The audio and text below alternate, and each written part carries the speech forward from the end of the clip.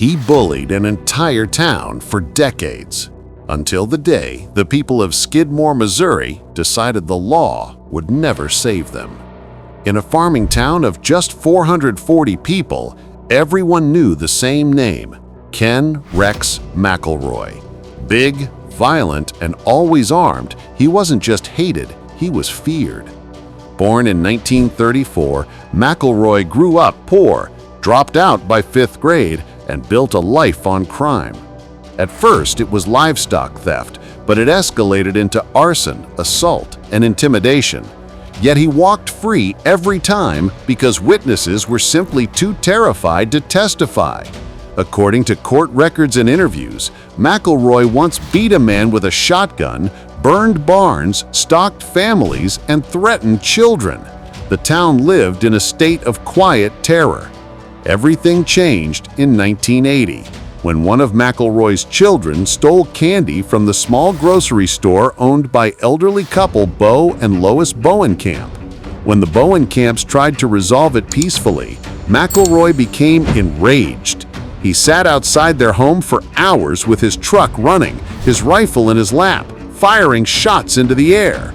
One night he drove to their store, raised his shotgun, and blasted Bo Bowenkamp in the neck.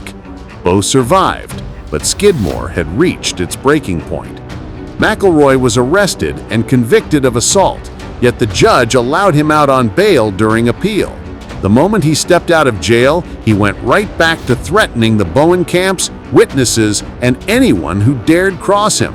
He openly carried guns through town and bragged that he would get revenge.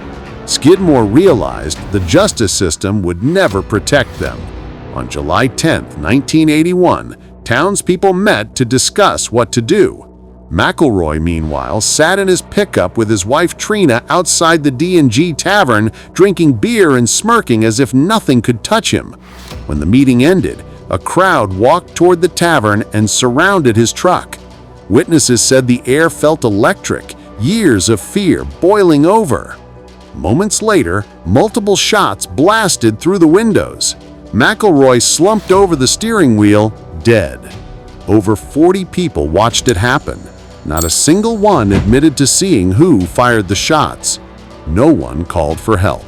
When deputies arrived, the crowd simply stood there in silence. Trina McElroy told investigators she recognized at least one of the shooters, but without physical evidence, the case collapsed. A jury ultimately ruled McElroy was killed by person or persons unknown.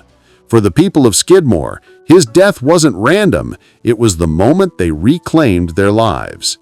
They believed the system had failed them so completely that they had no choice but to take justice into their own hands. To this day, the town refuses to break its silence, and the killing of Ken Rex McElroy remains one of the most famous examples of what happens when fear consumes a community, and a town pushed past its breaking point decides to fight back.